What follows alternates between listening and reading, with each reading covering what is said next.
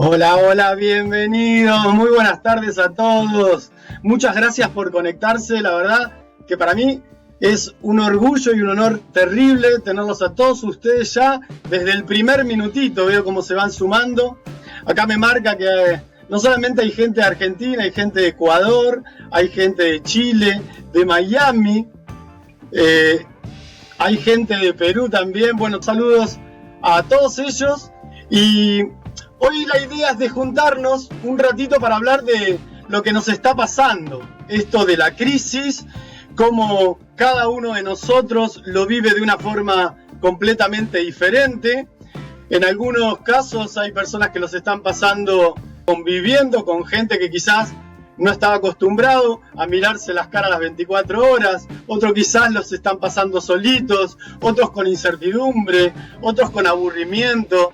Bueno, la idea fundamental es hoy darle una mirada diferente a lo que es la crisis, poder aprovechar para reinventarnos y, ¿por qué no?, superarnos para que no solamente esto nos sirva en este momento tan difícil para todos, sino también para lo que vendrá después. Así que bueno, vamos a ir comenzando mientras se va sumando más gente. Y digo, ¿cómo empiezo esta charla, no?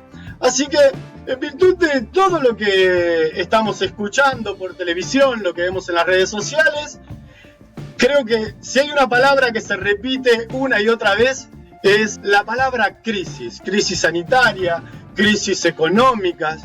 Así que, ¿qué es lo que hice? Lo primero que hice fue ir a Google y poner definición de crisis, para ver qué es la crisis según los diccionarios del mundo.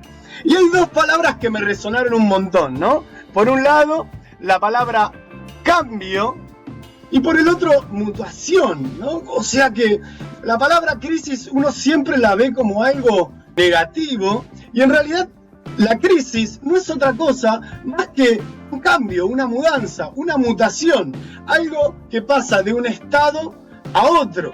Entonces, digo, vamos a profundizar un poquitito más, porque ya tenemos que la crisis es cambio. Entonces me pregunté, ¿y qué es cambio? Me fui a Google y en Google me encontré lo siguiente, ¿no? Más allá de las definiciones que están, hay mudanza, alteración. O sea que en realidad el cambio es un movimiento de una situación a otra.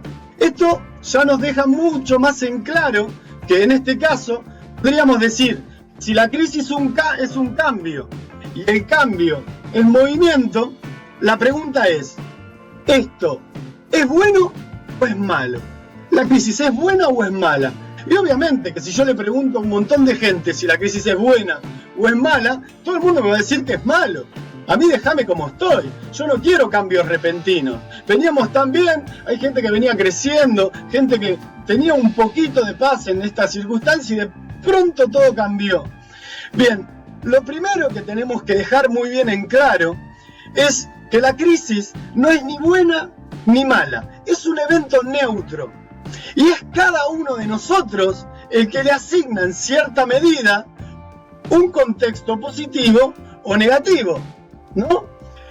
Les voy a contar una historia para que más o menos se vea bien gráficamente lo que les estoy diciendo. Esta es la historia de un señor que de pronto tenía una finca súper linda, con una granja súper linda, una familia súper linda, vivía en un pueblo y todo el pueblo le decía, pero qué buena suerte, qué bien que te va a vos, todo lo que tenés una familia hermosa, tenés una casa hermosa, tenés animales, qué bien todo lo que tenés. A lo que este señor respondía, qué bien, qué mal, lo que tengo y nada más. Y la gente no entendía por qué este señor no se ponía contento por toda esa circunstancia. Pasado el tiempo, uno de sus caballos más valiosos, por ser pura sangre, se le escapó del corral y se perdió. Entonces todo el pueblo fue hasta la casa a decirle, qué mal, tu caballo, el más valioso de todos, se te escapó, pero qué mal. A lo que este señor respondió, qué mal, qué bien. Simplemente es un evento, el caballo se escapó y nada más. Y la gente no entendía por qué este señor respondía así. Bien, pasó el tiempo Y de pronto, ese caballo que se había escapado, unas semanas después volvió. O sea que pudo recuperarlo. Y no solamente volvió, sino que volvió con 10 caballos salvajes. Y dentro de esos caballos salvajes también había pura sangre. O sea que ahora ya no tenía un caballo pura sangre. Tenía 11 caballos, de los cuales varios de ellos eran pura sangre. Imagínense el pueblo. ¡Qué bien! ¡Qué bien! Vinieron 10 caballos nuevos, ahora tenés 11 caballos. A lo que este señor respondió: ¡qué bien! ¡Qué mal! Simplemente esto es un evento y nada más. Y la gente seguía sin entenderlo. Pasó el tiempo y el hijo de este señor se dedicó a domar a esos caballos salvajes para, de esta forma, domesticarlos. Y en esa circunstancia, uno de esos caballos golpeó muy fuerte a este muchacho y lamentablemente quedó inválido, quedó en silla de ruedas. Imagínense el pueblo. ¡Ay, por Dios! ¡Qué mal! ¿Cómo? Tu hijo mayor ahora está completamente inválido, pero qué mal. A lo que este señor seguía replicando: ¡qué mal! ¡Qué bien! ¿Qué importa? Esto simplemente es un evento y nada más. Al poco tiempo, ese pueblo entró en guerra. Y todos los jóvenes tuvieron que ir a combatir a esa guerra. Guerra que finalmente perdieron. Y no solamente perdieron, sino que la gran mayoría de los jóvenes perdieron la vida. Menos el hijo de este señor, que por ser inválido, obviamente no pudo viajar. Y todo el pueblo: pero qué bien que tu hijo no viajó. A lo que este señor replicó una y otra vez: qué bien, qué mal, ¿qué importa? Los acontecimientos son acontecimientos y yo no puedo elegir qué es lo que me pasa, pero sí puedo elegir cómo tomarlo. Si de pronto yo tomo todo lo que me está pasando como algo malo, yo me predispongo a ver solo lo malo de lo que me está pasando. Ahora, si me predispongo a ver lo bueno, solo voy a ver lo bueno. Entonces, ¿qué es lo que hay que ver? ¿Qué es lo primero que tenemos que tener en claro? Que hay que ver el todo, que hay que ver las circunstancias. Los orientales escriben la palabra crisis con símbolos. Estos símbolos, en realidad, representan a dos cuestiones muy particulares, porque ellos escriben las palabras crisis, una con el símbolo del peligro. Vemos que el peligro es amenaza, descontrol, caos, ausencia de reglas, que es todo lo que estamos viendo hoy en día por los medios de comunicación, por las redes sociales. Y por el otro lado, hay otro símbolo que es bastante particular porque representa la oportunidad. Como vemos, la oportunidad tiene que ver con la posibilidad, la conveniencia, la coincidencia o una ocasión particular. Frente a esto, es importante saber que cuando hablamos de oportunidad, no estamos hablando de oportunismo, de ventajismo. Hoy estoy viendo mucha gente que de pronto se está aprovechando de estas circunstancias y eso no es a lo que me refiero. Hoy hay bastantes titulares de descubrir la oportunidad en la crisis, como de pronto es: bien, fíjate si podés vender alcohol en gel, o si podés vender barbijos, o si podés aumentar los precios para obtener mayores ganancias. Bien, quiero decir que eso no es el concepto de oportunidad al que por lo menos yo me estoy refiriendo en este momento, sino que la oportunidad de poder descubrir en mí y descubrir en cada uno de nosotros nuevos aspectos que antes que suceda todo esto no ocurría. Porque cuando hablamos de la palabra crisis, no hablamos solamente de las crisis económicas, las crisis culturales o sociales, sino que nosotros también, en cierta medida, a lo largo de toda nuestra vida vamos pasando por distintas crisis. Podríamos decir tranquilamente que perder a un ser querido es una crisis, porque es un cambio brusco e inesperado, una separación, perder el trabajo. O sea, cualquier circunstancia que acontezca de forma repentina para la que yo no estoy preparado, podemos considerar la crisis. O sea que esto no solamente nos puede ayudar para lo que estamos viviendo hoy, ¿sí?, a nivel mundial, sino también para la situación personal y particular de cada uno de nosotros. Y a partir de esta crisis o de este cambio repentino o de esta situación, entendiendo de que en realidad no es ni bueno ni malo, sino que es un acontecimiento en particular, en realidad la idea fundamental es poder adaptarnos al cambio. Pero como vemos en esta placa, en realidad nos cuesta muchísimo adaptarnos al cambio. O sea que cuando viene ese cambio repentino, hay algo más fuerte que yo que me impide poder adaptarme rápidamente a ese cambio. Y como vemos en el punto número 1, la primera cuestión que nos impide adaptarnos rápidamente al cambio tiene que ver con una cuestión cultural.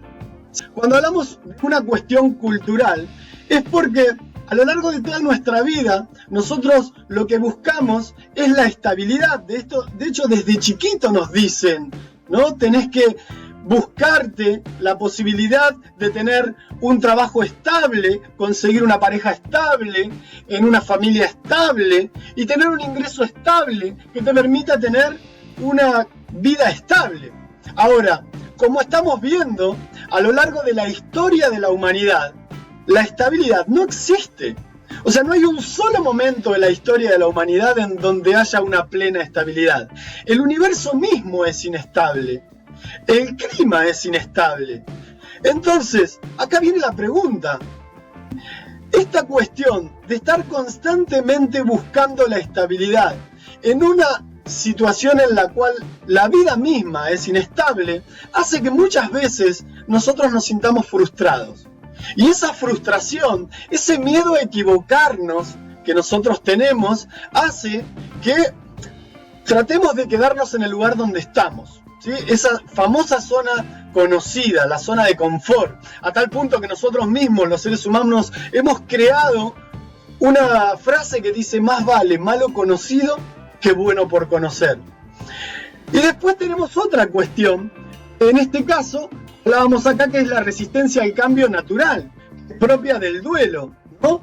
Acá vemos una imagen en donde traté de graficar el duelo de una forma sencilla. De pronto tenemos una situación conocida por la que veníamos transitando, de pronto viene este cambio, un cambio inmenso, brusco y repentino, y una nueva situación, obviamente diferente a la anterior. Frente a esto, acá viene la cuestión. Nuestra mente no se adapta rápidamente. Entonces, acá nos encontramos con que no vengo por una situación conocida, viene el corte, el cambio, y frente a esto no es que sigo, sino que hay un duelo. Se llama duelo porque en nuestro cerebro conviven durante un tiempo determinado esa situación. O sea, mi mente todavía no termina de soltar lo que ha sucedido, lo que ya no sucede más, y mi mente tampoco termina de aceptar del todo lo que ha venido. Entonces, ejerce una resistencia natural a ese cambio que acontece en cada uno de nosotros y que es algo normal. Los seres humanos, por lo general, somos resistentes al cambio porque lo que busca mi cerebro es ahorrar energía. Para nuestro cerebro es súper difícil aprender algo. De manera tal que cuando aprende algo de una manera determinada, se resiste por completo a desaprenderlo y aprenderlo de una nueva manera. Entonces, ¿qué es lo que pasa en nuestro cerebro? Acá, en esta imagen podemos ver que primero comenzamos la situación crítica que genera este cambio, esta situación, y lo primero que hace nuestra mente es resistirse. O sea, lo que busca es negarlo. No, esto no me puede estar pasando a mí, esto no puede ser, esto no va a llegar acá, esto no va, o sea, todo va a volver pronto a la normalidad, todo va a estar como antes, y de pronto nos damos cuenta que nuestro cerebro no quiere aceptar esa nueva situación. Y cuando ya no hay más forma de poder negarlo, pasamos a un segundo estado, que es el estado del enojo. Yo me empiezo a enojar con todo, me empiezo a enojar con lo que pasó, con las personas que intervinieron en esto. Y si no hay personas, me empiezo a enojar con el mundo, con la vida. Y si de pronto yo no me puedo enojar ni siquiera con el mundo o con la vida, empiezo a decir, no, seguramente que serán las estrellas, será el horóscopo que me marca mal y por eso estoy tan mal. Y cuando el horóscopo lo leo y me da bien, hasta llego a pensar, no, seguro que es un gualicho. O sea, busco por sobre toda forma y manera la posibilidad de echarle la culpa a alguien por todo lo que está sucediendo. Hasta que llega un momento que ya no puedo culpar más a nadie. Y como ya no puedo culpar más a nadie, pasamos a la cuestión de la depresión. Me empiezo a culparme a mí. Empiezo a estar deprimido. ¿Y qué pasó? Frente a esto, empiezo a decir, no, la culpa es mía, yo hice mal esto, yo hice mal el otro. Me empiezo a deprimir y empiezo a ponerme triste, angustiado, y empiezo a reflexionar sobre toda esta circunstancia. Hasta que llega un momento, verán que la depresión está ahí, está en el fondo, porque es donde de pronto todos tocamos fondo y lo vemos como algo malo. Pero en cierta medida, tocar fondo, ¿sí? Llegar al final de la cuestión, donde ya no puedo negar más la situación, no puedo enojarme con nadie y no puedo enojarme ni siquiera conmigo mismo, ese tocar fondo me permite poder hacer pie para empezar a subir. Y de a poco voy subiendo y aceptando la nueva situación. Una nueva situación que por supuesto es completamente diferente a la anterior. Y cuando recién alcanzo la aceptación, a partir de ahí empiezo a crecer. Fíjense que la crisis y la aceptación están en un mismo nivel. Pero una vez que alcanzo la aceptación, empiezo a generar un aprendizaje que me permite estar en un nivel superior al que estaba antes de que surja la crisis. Entonces nos preguntamos, estamos en crisis y todos estamos pasando la misma situación en este planeta. No podemos cambiar la realidad. No podemos negarla, no podemos ni siquiera culpar a nadie o culparnos a nosotros mismos. Entonces, yo creo que llegamos a un punto en donde tenemos que tocar fondo para que a partir de ahora empecemos a aceptar que esta situación que está pasando no se va a terminar. Porque hay mucha gente que en esta cuarentena, ¿sí?, está esperando a que todo termine para volver a la normalidad. Entendiendo que la normalidad es volver a lo que era antes, ¿sí?, de la crisis y de la cuarentena. Y ese antes, en realidad, no va a volver. Hay muchas cosas que sí, obviamente, llegaron a esta crisis para poder alertarnos y cuando pase esta crisis se van a ir. Pero hay muchas cosas de esta crisis que llegaron para quedarse. Cuestiones a nivel laboral, cuestiones a nivel económico, cuestiones a nivel social y cultural se van a modificar y es indispensable que cada uno de nosotros empiece a tomar conciencia sobre ellos para poder adaptarse rápidamente. Ya que antes se consideraba que inteligente era el que más sabía. ¿Por qué? Porque estos cambios repentinos y bruscos que están aconteciendo ahora, ¿sí?, antes no sucedían tan seguido. Entonces uno aprendía algo de una determinada manera y eso me bastaba para poder llevarlo adelante a lo largo de toda una vida. Hoy no solamente el ser humano vive muchos años más que antes, sino que los cambios son más repentinos. A tal punto, para que tomen conciencia, que los cambios que han acontecido en los últimos 20 años no se habían desarrollado en los últimos 2000. Esta es una generación que verdaderamente está siendo testigo de algo histórico en la humanidad. ¿Por qué? Porque cada uno de nosotros está viendo cómo constantemente se van creando cosas nuevas y lo que hoy es válido y aceptable, mañana ya no. De hecho, hay mucha gente que se queja y dice, todavía no termino de aprender esto y ya me ponen un nuevo concepto y me ponen un nuevo concepto. Y ahí es donde las personas se vuelven resistentes al cambio. Por esto, hay que entender que la única manera de enfrentar la crisis, en primera instancia, es aceptarla como tal. ¿Sí? Lo que está pasando no lo podemos negar, no podemos culpar a nadie, no podemos culparnos a nosotros mismos y hay que aceptar que está pasando y enfrentarla aunque duela, ¿sí? Ahora, ¿cómo hago para enfrentarlo? Sé que cada uno de ustedes está pasando por una situación particular, ¿sí?, que es completamente irrepetible a todos los demás, cada uno lo vive de una manera completamente diferente, pero más allá de la situación puntual y particular en la que vive cada uno de ustedes, es importante entender que esta crisis nos viene a pedir que por favor cambiemos, que nos movamos, que hagamos algo, porque ya no podemos seguir así. Y obviamente, la verdad es que cambiar duele, ¿no? Cambiar duele. Inmediatamente nos encontramos con la palabra dolor. Y el dolor está demonizado. Si a alguien le pregunto, che, ¿el dolor es bueno o es malo? Inmediatamente decir, el dolor es malo, es horrible. Pero no, el dolor no es ni bueno ni malo. Es lo mismo que la crisis. El dolor es una alarma que existe en mi cerebro que me viene a avisar que hay algo que anda mal y me tengo que mover. Por ejemplo, si yo pongo la mano en el fuego, me va a doler. ¿Y eso es malo? Y cualquiera diría que sí, porque a mí no me gusta que me duela. Pero gracias a que me duele, yo detecto de que mi mano está en peligro y tengo la posibilidad de moverla para poder salvarla. Si en ese caso no hubiera dolor, yo podría poner la mano en el fuego y como no me duele, perdería la mano.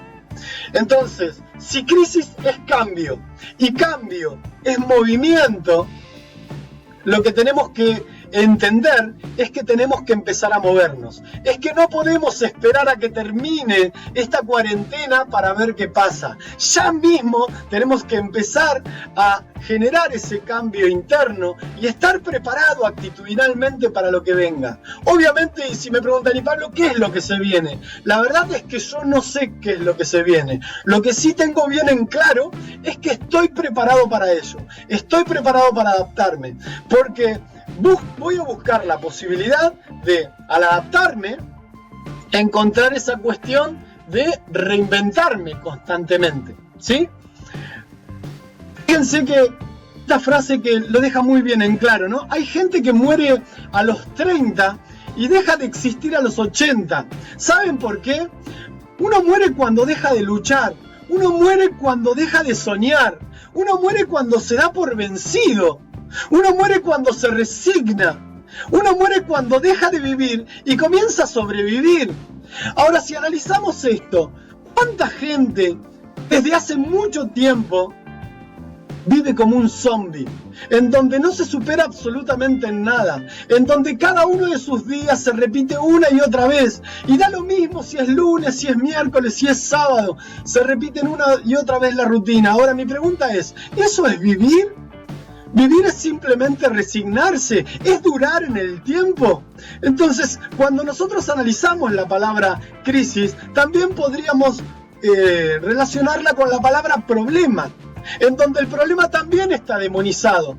Nadie le gusta tener problemas, pero los problemas son el motor de la inteligencia. Una persona que no tiene problemas no necesita pensar. De hecho, estamos en una era en donde lamentablemente, en la medida en que la tecnología evoluciona, nuestro cerebro involuciona. Cada vez pensamos menos, cada vez tenemos que recordar menos, cada vez tenemos que analizar menos, incluso cada vez tenemos que movernos menos. Antes, para tener buena figura, había que salir a correr, había que ir al gimnasio, había que hacer abdominales. Hoy de pronto te encontrás con máquinas, ¿no?, con electrodos que hacen que tengas abdominales mientras podés estar acostado mirando televisión. Ahora, ¿eso es lo que queremos? Si realmente nosotros tomamos conciencia, esta es una gran oportunidad que nosotros tenemos para poder entender que a partir de esto podemos empezar a valorar mucho más lo que es la vida, mucho más lo que son cada uno de nuestros días. Hoy extrañamos juntarnos, hoy extrañamos abrazarnos, hoy extrañamos salir, y hay mucha gente que extraña salir cuando de pronto, fuera de la cuarentena, se pasa todo el día adentro. Entonces, ¿qué es extrañar? Es sentirse extraño en ausencia de. Cuando yo extraño a una persona, es porque me siento un extraño sin la presencia de una persona. Cuando yo extraño mi cama, es porque me siento un extraño durmiendo en esta cama. Por eso es que en este caso, la idea fundamental es que nosotros podamos sentirnos genuinos en cada una de esas circunstancias. Ahora que ya sabemos que llamamos a la crisis como si fuera un gran cambio repentino que nos deja en una situación desconocida, que es simplemente eso, que no es que se termina el mundo y nada más, sino que simplemente es un cambio, vamos a conocer 3 secretos para poder superarla de forma efectiva.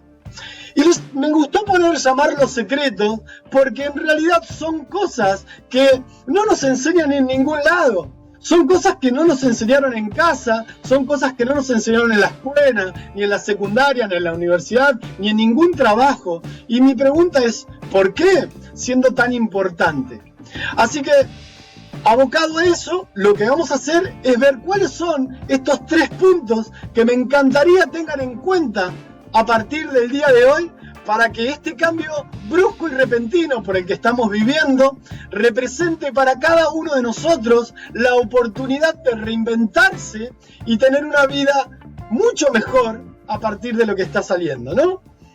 Y lo primero es resignificar el momento, cambiar el foco, ¿sí? Convertir esto que llamamos mal momento en una experiencia enriquecedora. Dejar de victimizarnos y empezar a hacernos responsables de nuestra vida. Si nosotros analizamos lo que estamos viendo en pantalla, nos damos cuenta que nos están bombardeando constantemente desde los medios de comunicación, desde las redes sociales, sobre la información negativa que acontece de estas crisis. Parece que cada día estamos esperando ansiosamente para ver cuánta gente se contagió hoy, cuántos hay sospechosos, cuánta gente se murió en nuestro país, en el mundo. Y mi pregunta es, ¿qué cambia, qué modifica y qué aporta en mi vida tener estos conocimientos? Quizás aumentar mi nivel de atención. No hace falta darme cuenta de la cantidad de gente que se murió hoy, ayer o anteayer, para saber que en realidad lo que necesitamos fundamentalmente para protegernos de esto son 3 cosas fundamentales, ¿sí? Quedarme en casa, lavarme las manos y protegerme cuando salgo. Quedarme en casa lo más posible, protegerme y lavarme las manos es lo único que me piden hacer para que de esta forma yo pueda protegerme. Que hoy mueran 20 o 150 no va a modificar eso. Ahora, ¿qué es lo que yo sí tengo que aprender de esto? Es entender que victimizarme en estas circunstancias, ay, pobre de mí, ¿qué va a ser de mí hacer esto? Ver que yo soy una víctima de esta situación, un espectador de esta película, me hace completamente vulnerable a la situación. En este momento hay 2 tipos de personas muy bien definidas. Aquellas personas que aceptan su destino, ¿sí? Y como aceptan su destino, lo que hacen fundamentalmente son espectadores de su vida. Y después nos encontramos con las personas que construyen su destino con decisiones, que se mueven, que no son espectadores de su vida, que son protagonistas de su vida, que toman decisiones y se ponen en acción en estas circunstancias. Y vos me preguntarás, ¿y cómo puedo yo entrar en acción frente a estas circunstancias? Si estoy todo el día encerrado en mi casa, si a gatas tengo para comer, si no sé si voy a volver a trabajar, ¿qué hago? Bien, ante todas esas circunstancias, en vez de llorar, en vez de victimizarte, prepárate. Dentro de tus posibilidades, aprovechá para mirar videos, aprender cuestiones nuevas, descubrir nuevas habilidades que puedas llegar a tener. Ordená tu casa, ordená la situación personal tuya, ordená tus papeles. Aprovechá esta posibilidad única que te está dando la vida de poder quedarte en casa para hacer aquellas cosas que nunca hiciste. No te quedes solamente mirando la televisión, ¿sí? o esperando a que todo esto termine. Trata de ponerte un propósito. Ordenate, haz una lista de todas las cosas que tenés que hacer y hacelas una a una, ¿sí? Andá tachándolas, y esto lo que te va a permitir es empezar a poner el foco de una forma diferente, como dijimos acá. Es resignificar el momento, empezar a verlo como algo próspero y productivo, más allá de las consecuencias horribles por las que está aconteciendo muchas personas. Una vez que tenemos bien en claro esto, que ya tenemos el foco, viene el paso número 2. El paso número 2 lo que nos dice es, Te puede ayudar tu familia, te puede ayudar tus amigos, te puede ayudar una ONG, te puede ayudar el gobierno, pero si vos no querés ayudarte a vos mismo, la ayuda de todos los demás no tiene sentido. Tenemos que hacernos responsables de esta situación, y para hacernos responsables, el punto número 2 es: anímate a salir de tu zona de confort, que muchas veces no es tan confortable como la llaman. Simplemente es la zona conocida, es aquella situación, así sea fea o sea linda, así sea buena o sea mala, así te guste o no te guste, vos estás acostumbrado, ¿sí? Y obviamente está esta cuestión que de pronto ante esta situación te viene el cansancio, esa sensación de abatimiento, de que tocas fondo, pero si de pronto hoy estás en una situación donde lo perdiste todo, quiero que tomes en cuenta que cuando alguien no tiene nada más que perder porque lo perdió todo, tiene todo por ganar. Acá viene esta cuestión que dice matar a la vaca atada. Matar a la vaca atada, no sé si ustedes lo recuerdan, pero antes, cuando a alguien le iba bien o tenía esa estabilidad, decía, bien, qué bien vos, vos sí que tenés la vaca atada. Y en realidad esto viene de un cuento que lo voy a compartir con ustedes para que tomen conciencia de esta circunstancia. Esta es la historia de un señor muy sabio que iba recorriendo distintos pueblos acompañado de su discípulo para poder ayudar a la gente. De pronto llegaron a un pueblo que era bastante humilde, y dentro de ese pueblo había una casa a las afueras del pueblo que era muy, muy humilde. Creo, a mi entender, que eran las personas más humildes de este pueblo humilde. Así que el sabio se dirigió directamente a esa casa con su discípulo, golpeó la puerta y la atendió una señora muy humilde. Los hicieron pasar. ¿Qué tal? ¿Cómo les va? ¿En qué puedo ayudarlos? Estamos simplemente de paso, dijo el sabio. Y la señora, que era humilde pero lo poco que tenía lo compartía, le dijo: ¿qué quieren servirse? Tengo un poquito de leche, un poco de manteca, un poco de queso y un pequeño pedazo de pan, si ustedes lo desean. Obviamente el sabio y el discípulo rechazaron su propuesta porque entendieron que prácticamente ellos no tenían nada. Y en esa conversación, la señora le comentó a estas personas que se sentían afortunadas porque más allá de la situación tan difícil que estaban atravesando, se sentían orgullosos de su más preciado bien, que era su vaca. Porque gracias a esa vaca, ellos, que eran una familia bastante numerosa, no se morían de hambre. Entonces cuidaban esa vaca como oro, ¿sí? Que no se enferme, que se alimente bien. Y la cuidaban, todos estaban alrededor de esa vaca, que diariamente le daba suficiente leche como para que todos puedan alimentarse. Esa vaca era la salvación de esa familia. Así que, mientras todo esto aconteció, se hizo de noche y el sabio dijo: muchas gracias por habernos hospedado, pero bueno, nosotros tenemos que seguir viaje. El discípulo lo miró como diciendo: ¿cómo nos vamos a ir a esta hora de la noche? ¿A dónde vamos a ir? A lo que el sabio no pronunció palabra. Cuando salieron, esperaron un momento, y cuando se dieron cuenta que esta gente salió a dormir, el sabio tomó la vaca, la desató y se la llevó.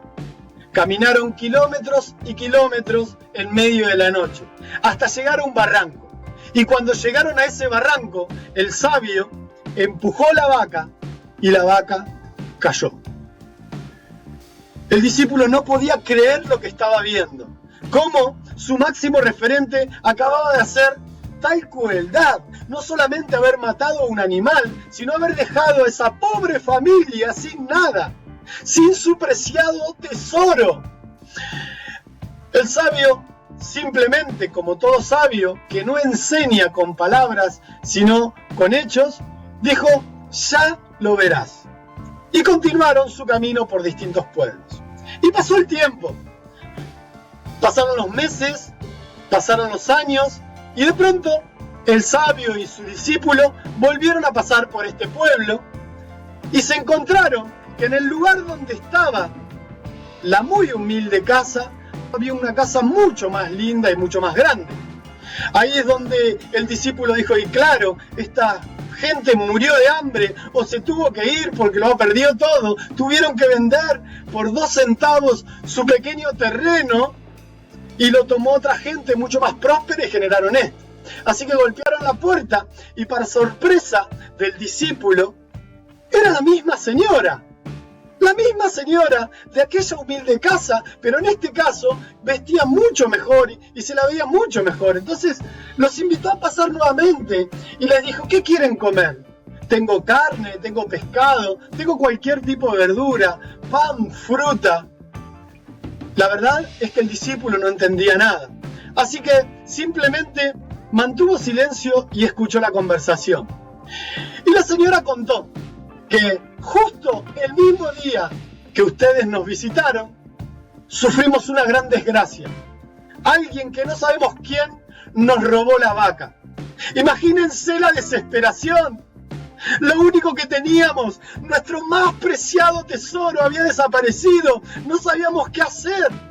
Así que nunca pedimos, pero la desesperación es tal que empezamos a pedir. Y de pronto la gente nos empezó a ayudar. Ayuda que nunca antes habíamos recibido y nos dieron bastantes semillas que empezamos a sembrar en nuestro terreno. Esas semillas dieron sus frutos y empezamos a comer de nuestra propia cosecha y encima nos sobraba, así que eso que nos sobraba fuimos a venderla al mercado.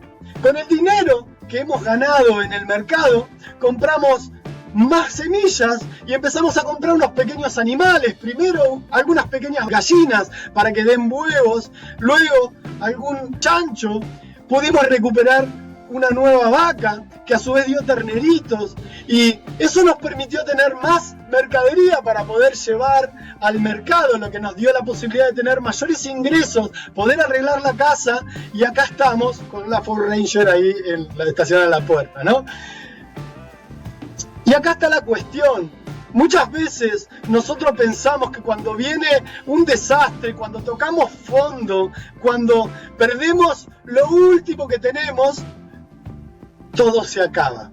Esa es la sensación, que todo se acaba. En realidad, sí, todo lo anterior se acaba. Lo que no sabe la gente es que cuando todo lo anterior se acaba, es porque tengo enfrente mío una catarata de posibilidades que si me preparo, obviamente no me va a ser fácil, obviamente me va a costar, obviamente me va a doler, pero si pongo esa energía y esa fuerza, esa dedicación y esa voluntad, seguramente me va a permitir volver a tener aquello que tenía antes y mucho más.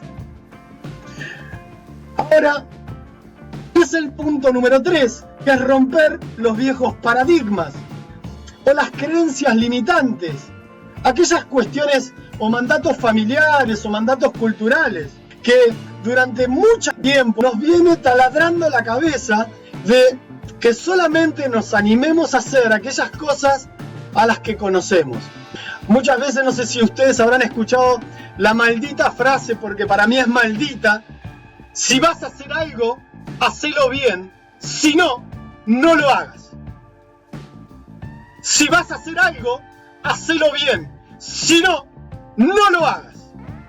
Si vos tomás conciencia de esa frase, lo que te está diciendo es que tenés que hacer todo perfecto, tenés que hacer todo bien, que solamente te tenés que animar a hacer aquellas cosas que tengas la total certeza de que te salgan bien. Y mi pregunta es, ¿alguna vez alguno de ustedes tuvieron 100% éxito en la primera oportunidad de haber hecho algo? La única manera de hacer algo bien es aprendiendo, y la única manera de aprender es equivocarse. Entonces, ¿cuáles son los mandatos familiares y culturales que nos acarrean? Es que tenemos que mostrarnos como que si me llego a equivocar me muero. Y en realidad no me muero si me equivoco aprendo. ¿sí? No hay forma de que en este mundo o en esta vida fracases. El fracaso no existe. El fracaso es dejar de intentarlo. O sea, la gente fracasada es la gente que hoy por hoy ya no intenta más nada. Aquella que colgó la toalla y dice, como lo intenté y no lo conseguí, no hago más nada. Ahora, mientras lo sigas intentando, mientras lo hagas y te equivoques, vas a ir adquiriendo experiencia y va a ser esa experiencia la que te va a permitir lograr todo lo que te propones. Entonces, no esperes a que en el primer intento de buscar una solución ante esta crisis, todo te salga maravilloso. No pretendas que todo se genere de forma rápida y espontánea. No, o sea, es necesario perseverancia, tenacidad y fuerza y vocación y ganas y amor y pasión y todo lo que te salga de adentro para que de esa forma, en algún momento, no sé cuándo, pero en algún momento sí, vas a poder lograr eso. O sea que mientras lo sigas haciendo, aunque te vaya mal, vas camino a que alguna vez te vaya bien. No bajes los brazos. Para ir terminando un poco con la charla del día de hoy, hacemos un pequeño repaso y entendemos que la única manera de poder salir airoso de esta situación, como la de todas aquellas situaciones que de pronto lleguen repetidamente a tu vida, es que dejes de victimizarte, que empieces a ser protagonista, que tomes decisiones. Sé que te va a doler, sé que te va a ser difícil, pero movete, ponete en acción. Segundo, anímate a salir a nuevos horizontes, a hacer cosas que nunca hayas hecho, aunque te den miedo, y si te da miedo, hacelo con miedo. Y por último, entender que la única forma de progresar, de salir adelante, es animándose a romper tus propios límites, a sacarte de la cabeza todas esas cuestiones que te permitan a vos quedarte en un mismo lugar esperando a que las cosas cambien. Y para cerrar, como verán, a mí me gusta mucho esto de las historias, por eso voy a terminar una historia. Prácticamente sintetiza muy bien todo lo que vamos a ver el día de hoy. Esta es la historia que surge en una isla en donde había una tribu que tenía una particularidad bastante llamativa. Su cacique, su máximo exponente, era un joven muy pero muy sabio. Y eso generaba dentro de la tribu una especie de controversia, porque había parte de la tribu que decía, perfecto, si es el más sabio, entonces está bien que sea el cacique. Sin embargo, otra gente decía, no, para nosotros el cacique debe ser la persona que tenga más experiencia. No importa si hay alguien que sepa más, no importa, porque si tiene experiencia, por más que no sea tan sabio, es quien debe dirigirnos.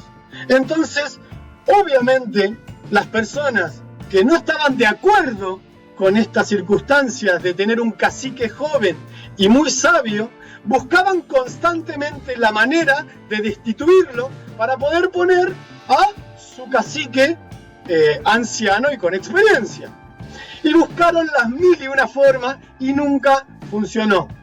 O sea, la única forma de poder destituirlo es o que se muera naturalmente, cosa que era muy difícil porque era joven, fuerte y encima sabio, o que se demuestre que no era sabio, que como realmente era muy sabio, más allá de todas las trampas que le habían puesto, nunca pudieron lograrlo. Así que en secreto, esta gente siempre tramaba situaciones para ver de qué forma podía engañar a ese cacique. Hasta que en un momento uno de ellos tuvo una historia y una idea genial. Dijo, basta de reuniones, porque a las reuniones nunca nadie va. Armemos una fiesta, porque a las fiestas a todos nos gusta ir. Y la fiesta que surja por una única cuestión, de tener ahí todos presentes, tanto nosotros como los del otro bando. En el mejor momento de la fiesta, que uno de nosotros, el más fuerte, entre en escena con un pequeño pájaro, que no se vea, ¿no? Un pequeño pájaro escondido entre sus manos, y que le pregunte al cacique qué hay en sus manos. Y ahí es donde el resto de sus compañeros dijo, no, pero si el sabio es sabio, el sabio es vidente, se va a dar cuenta y va a responder muy bien, si ya pasó, el sabio va a decir que tienen un pájaro en las manos.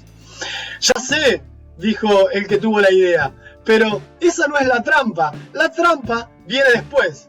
Una vez que el sabio diga que es un pájaro, vamos a preguntarle si el pájaro está vivo o está muerto.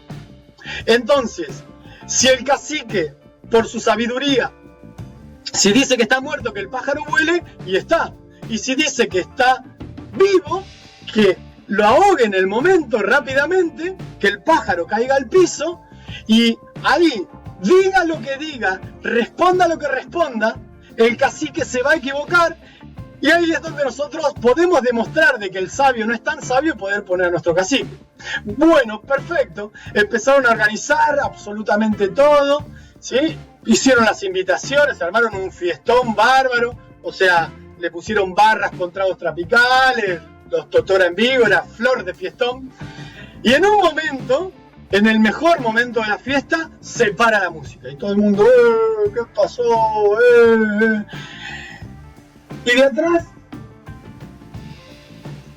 aparece un indio gigante, se para frente al cacique y con voz firme le pregunta, tú que todo lo sabes, ¿podrías decirme qué tengo en mis manos?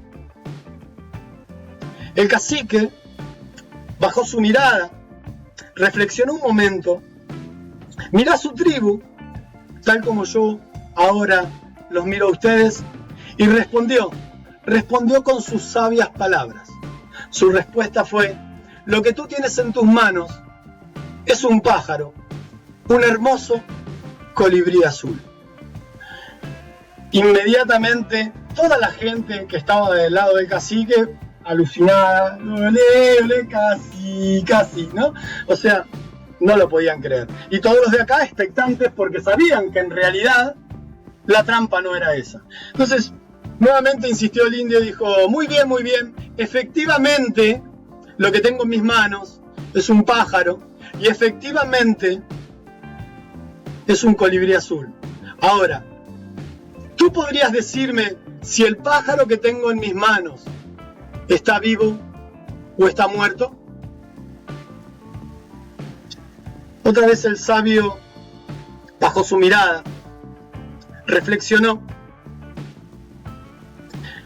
miró a su tribu, así como yo los miro a ustedes, y pronunció sus sabias palabras que yo hoy comparto con ustedes. Las palabras del sabio fueron, la respuesta de todo lo que suceda está en tus manos. El futuro está en tus manos. Queridos amigos, la respuesta de todo lo que nos suceda está en nuestras manos. Nuestro futuro está en nuestras manos.